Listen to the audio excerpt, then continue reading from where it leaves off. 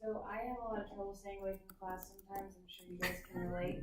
So I'm a big doodler, I doodle in my notebooks, but I'm not very artistic, so when I run out of ideas, I resort to origami. So I'm gonna teach you guys how to make an origami lizard, and when I'm done, you guys might not believe me that it's a lizard, but it's kind of like a lizard dragon type. Just stick with me. So, I'm gonna talk a little bit about the history of origami, and then we're gonna make a lizard together if you wanna follow along, and then some things not to do while you're doing it. So the first thing is, origami was started in Japan in about the 6th century, so a long time ago, about as long as paper was invented, honestly, and it was mostly used for ceremonial purposes, so like anytime there was a big ceremony, they would kind of use it as a cheap way to have art made for those, like a funeral or anything like that. Okay, so first thing, I'm just gonna teach you guys, if you guys don't know, you usually always start with a square in origami. So if you don't have a square piece of paper, you don't have to follow me right now, but if you ever need to make a square out of like a notebook piece of paper, all you have to do is fold this side to this edge of the paper and make sure that that makes a triangle, and you would crease there, and then you would cut off this bottom portion, and that makes a perfect square, like 2 right triangles, math, you know, so you would cut that off or rip it off, and that's how you would get a square. Okay, so start with your square. We're gonna fold it in half. So edge to edge, make sure you get that straight. And you're gonna crease down the side. So you should have a rectangle once you get that folded in half. Okay, and you wanna make sure that the crease of your paper is at the top. So you're gonna set it down like this, facing yourself, with the crease of your paper running along the top. The opening should be along the bottom. From there, you're gonna fold it in half again. So edge to edge. Try to get it as straight as you can.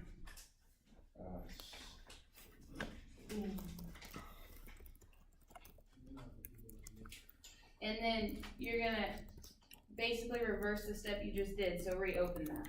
And you should have the rectangle you just had with a crease down the center now. Make sure again that your fold is at the top, so that's really important. From there, you're gonna take both edges and they're gonna meet in the middle of that crease we just made. So you're gonna try to get it as even as you can, and you're gonna have a square at the end of that.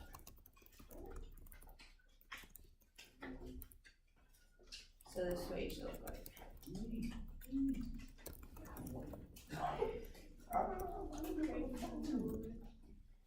I'll give you a second. Okay, so now we have a square with basically 2 doors. And again, your crease is still at the top, your fold to the top. So from here, you're gonna take one of these doors and you're gonna bend that over and make a triangle almost. Which I guess this is upside down, sorry guys. So if it helps, you're gonna take this corner and pull it to the edge and make a triangle out of that.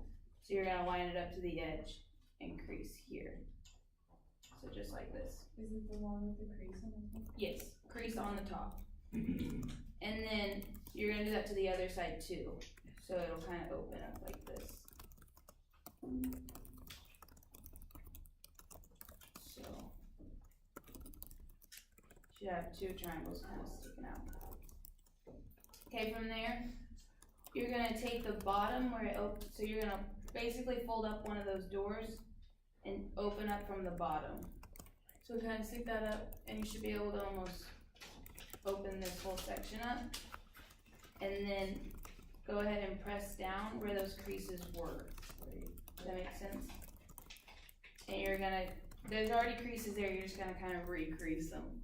So I'll show you, so you're gonna do it on both sides, so I'll show you again. This door you open up, you're gonna like basically reopen that back up. Yeah, there you go. And then you're gonna press that part that's sticking up down. And it should end up kind of looking like a little house almost, kind of. See what I mean? Okay, and then from there, these edges that are sticking out, you're gonna fold those to the back. So you're gonna flip your paper over and fold those along the back, just where they're already creased. Wait. Hold on. You're too far going though. Okay, yeah, so take this edge and fold it to the back. Oh, okay, yeah, got it. I got lost right here, what do I do? Fold it back. I know that's all I like this. Yes, yeah. What do I do with that? It looks like a typewriter. Okay. So this is what it should look like once you get that step done. Confusion. On both sides, it should look identical. Okay, from there, you're gonna fold it sideways, and this side that doesn't have those two triangles showing, you're gonna fold back over to this side, like this. So, I'll show you here. So this side that has two triangles, you're gonna take this blank side and fold it back over, like this.